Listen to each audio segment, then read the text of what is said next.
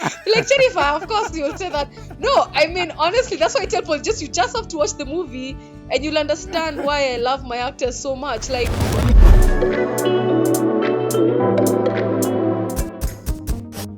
And welcome to the sit down where we have conversations with creators from across this beautiful motherland of ours. My name is Malcolm Boy, and today we are having a conversation with Jennifer Gatero.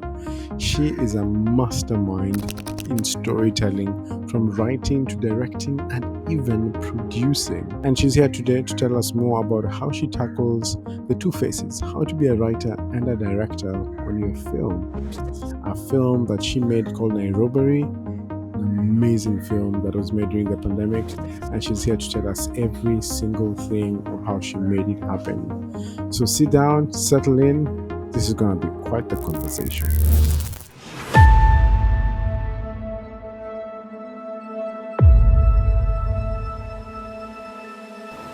I overheard the dean talking on his phone today.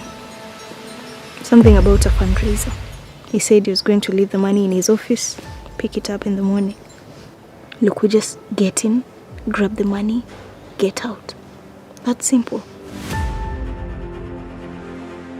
You're going to get us into shit. We can't get caught. We won't get caught. Tunatafutwa na makarao karibu nchi mzima. Namaanisha maisha yetu kuanzia sasa itakuwa tu on the run. Honestly, mimi siwezi ishi hiyo maisha na mtu mwingine kasi wewe. Mpenzi.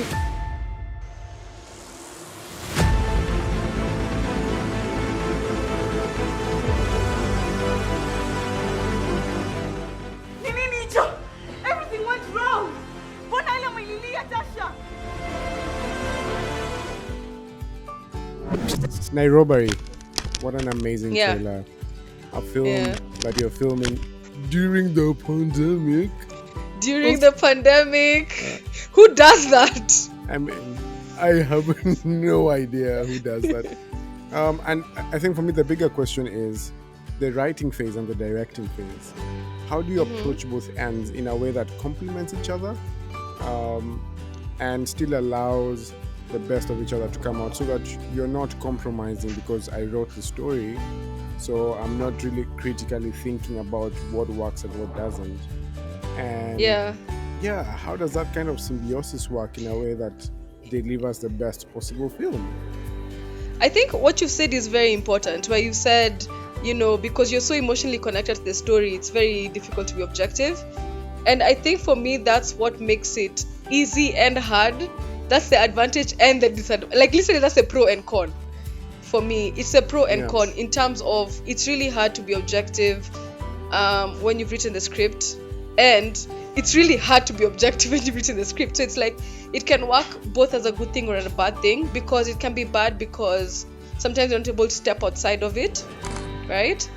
But then it can be good because if you try and deliver what the creator had in mind, then that's never a bad thing. And if you are the creator, it means that you've created the characters from scratch, right? The characters didn't exist before you came along, right? So you're the one who kind of brought the characters to life. So it can be a good thing or a bad thing depending on how you shape it and how you work around it.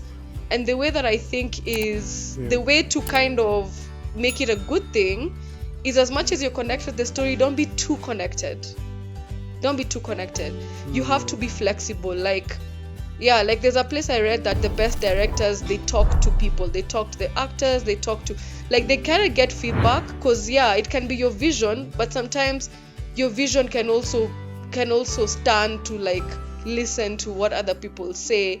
So the way that I think about it is like, don't get too connected. So I'll always do the thing where I ask my actors, what do you think about this? Like, what do you think about your character doing this or saying this, and how do you think we should do that? And sometimes I'll ask them that, and what they'll give me sometimes even ends up being better, because like they'll say something and I'm like, oh yeah, that's actually so much better. And whenever you're writing, I mean, the biggest part about writing is also, and especially when you're wearing different hats, When you're directing, you also think about how am I gonna raise the money to make this film as I write it. Yeah, I mean, yeah. how do you stop yourself from saying, I can't write that scene because will we be able to direct that?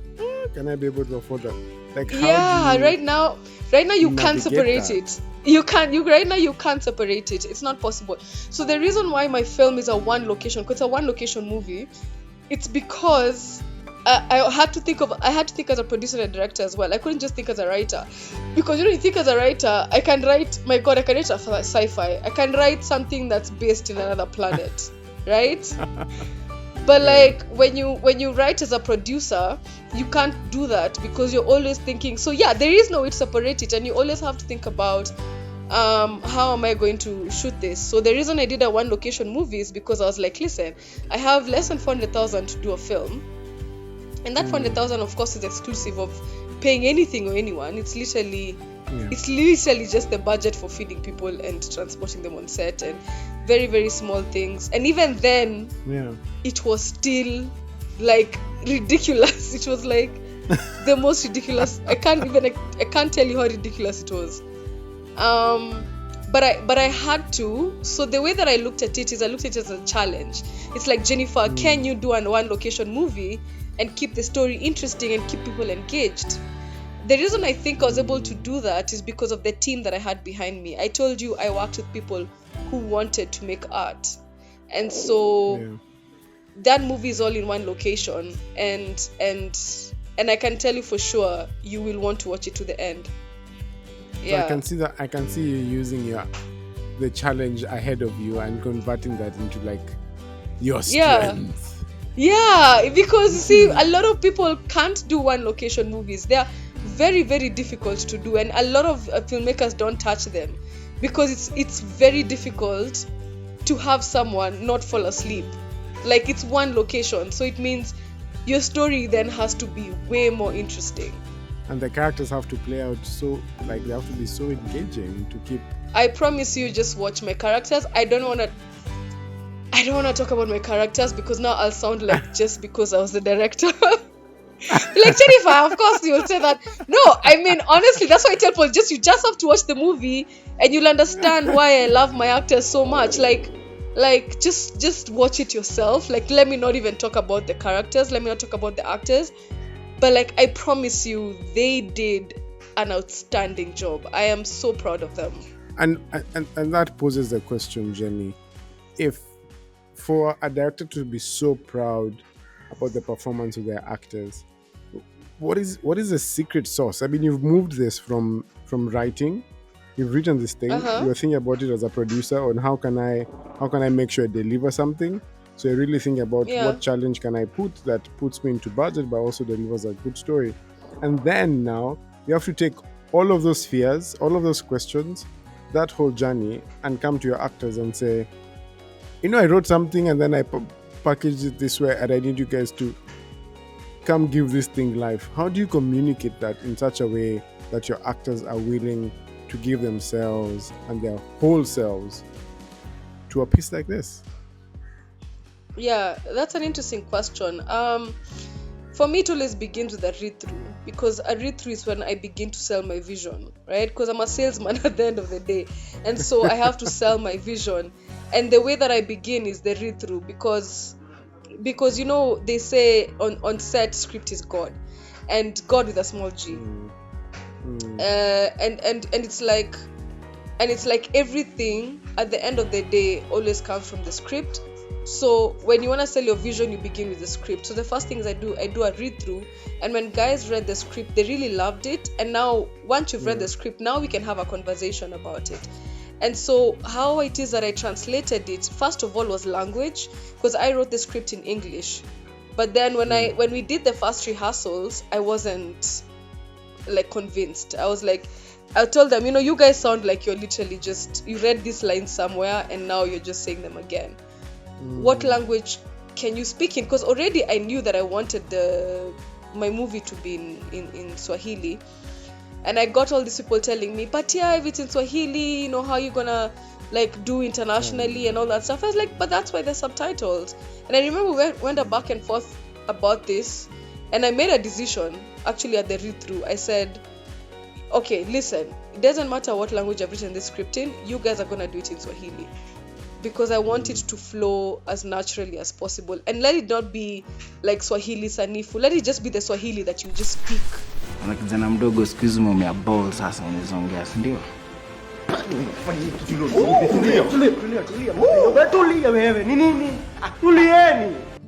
On a day-to-day basis, you know? Yeah. And I remember when I watched the rehearsals after they've changed it to Swahili, for me it felt like more real. I was more convinced of the character journeys. I was like, doesn't matter that I'm going to have to put subtitles. Yeah. I would rather people read subtitles, but the movie is coming from an authentic place. I fully understand how you are able to communicate that vision to actors in a way that allows them to give themselves to it, because I think you took a big risk in saying, I wrote this, I conceptualized this, but I'm listening to you, and I feel like the world that I spent so much time writing is not fully delivered if you don't allow yourselves to be the place where your character feels most comfortable. How did that feel, taking that risk and trusting your actors in that way? Was it scary?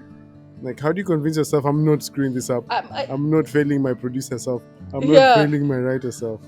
Yeah, I think for me, the thing that made me feel like I'm not failing is because I really, first of all, I really love the Swahili language in general. I love Swahili so much. And so for me, I always knew at some point, I really want to do something in Swahili, right? This is what I told them. I was like, but like Indian movies are in Hindu, and Tanzanian movies are in Swahili, and like Brazilian movies are in Portuguese. So I was like, why is it then that when it comes to us, then it's quite literally is like, oh, we have to speak in English. It's like, where is that even from? And so I think for me, that's what won it. That's what won it.